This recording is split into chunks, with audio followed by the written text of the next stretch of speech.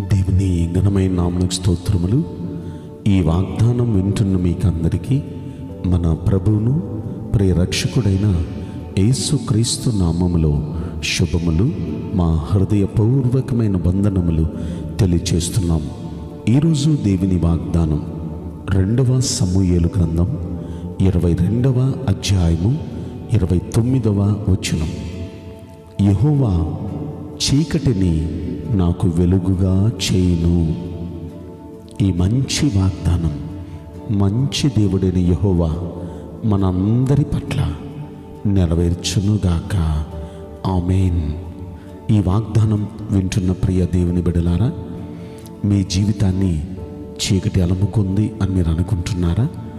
అంధకారం అలుముకుంది అని మీరు అనుకుంటున్నారా?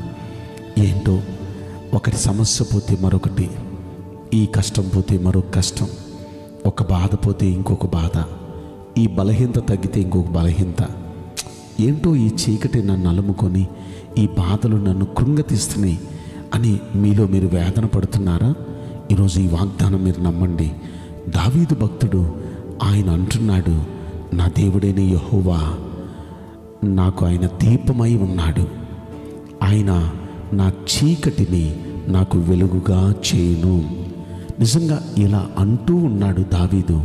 అదే ఆయన పట్ల నెరవేరింది.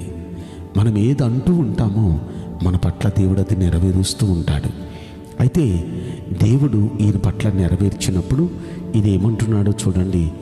సౌలు చేతుల్లో నుండి, శత్రువులందరి చేతుల్లో నుండి దావీదు తప్పించబడిన సమయంలో దావీదు ఎంతగా దేవుణ్ణి స్తుతిస్తున్నాడో చూడండి.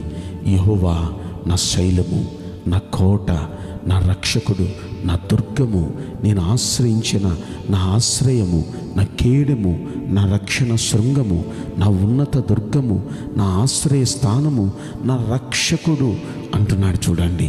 నిజంగా దావీదుకు దేవుడంటే ఎంత పిచ్చి అభిమానం, ఎంతగా స్తుతిస్తున్నాడు, ఎంతగా దేవుణ్ణి గణపరుస్తున్నాడు. దావీదు అలా దేవుణ్ణి స్తుతిస్తూ దేవుణ్ణి అలా గణపరిచిన కారణాన దేవుడు దావీదును చీకటిని వెలుగుగా దావీదుకు మార్చి దావీదును ఆనందింపచేశాడు. ఇంకా దావీదు చెప్తున్నాడు, ఆయన చీకటి వెలుగుగా మార్చటానికి కారణం ఏంటంటే 20వ వచనం అంటున్నాడు, 22వ అధ్యాయము, నేను ఆయనకి ఇష్టడను. అంటే దావీదు దేవునికి ఇష్టంగా జీవిస్తున్నాడు. కేవలం దావీదు అనుకోవటం కాదు, దావీదుని గురించి దేవుడే అన్నాడు. మనం అపోస్తుల కార్యంలో 13వ అధ్యాయంలో 22వ వచనంలో చూస్తే దావీదుని గురించి అంటాడు, అతడు నా ఇష్టానుసారుడైన మనుష్యుడు, అతడు నా ఉద్దేశాలన్నీ నెరవేర్చేవాడని దావీదుని గురించి దేవుడు మాట్లాడతాడు.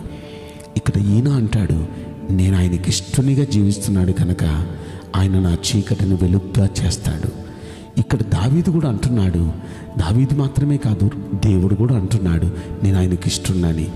ఇలా మనం ఆలోచిస్తే దావీదు ఇష్టడు మాత్రమే కాదు, 21వ వచనం అంటున్నాడు, నా నీతిని బట్టి ఆయన నాకు ప్రతిఫలం ఇచ్చాను. ఈయన చాలా నీతిగా ఉంటున్నాడు, నీతి తప్పటం లేదు. మనుషుల కొరకు, డబ్బు కొరకు, ఇక దేని కొరకు నీతి తప్పటం లేదు, నీతిగా ఉంటున్నాడు. ఇంకోటి, నిర్దోషంగా ఉంటున్నాడు. నా నిర్దోషత్వంను బట్టి నాకు ప్రతిఫలం ఇచ్చాడు అంటాడు.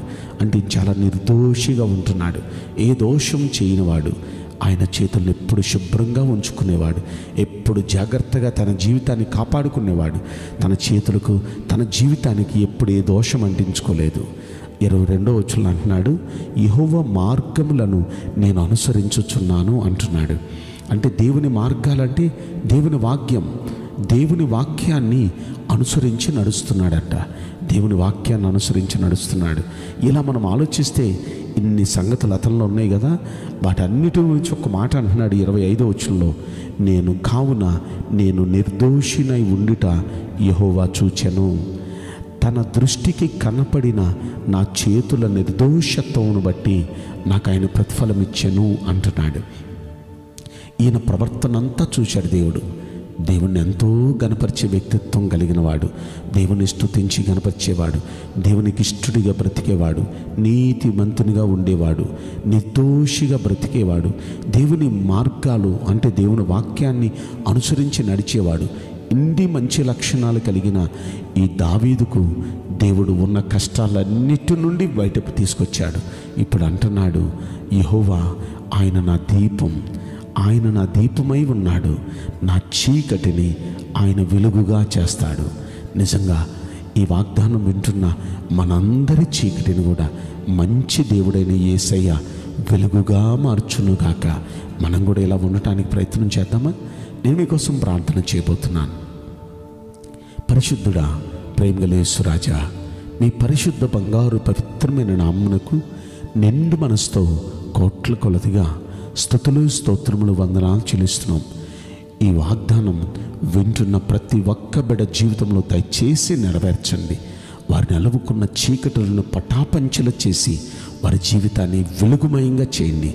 వింటున్న ప్రతి జీవితంలో మీ వెలుగులు ఉదయింపచేసి వారి బ్రతుకులను వెలిగించమని ఈ మంచి ప్రార్థన మీరు విన్నందుకు, నీ బిడ్డల జీవితాల్లో కృప చూపిస్తున్నందుకు కోట్ల కొలదిగా కృతజ్ఞతా స్తోత్రములు చెల్లిస్తూ నజరుడైన యేసుక్రీస్తు ప్రశస్తమైన నామములో మిక్కిలి వినయముతో ప్రార్థించి బ్రతిమలాడి వేడుకుంటున్నాం ప్రియ పరలోకపు తండ్రి. ఆమేన్. May God bless you all. Thank you.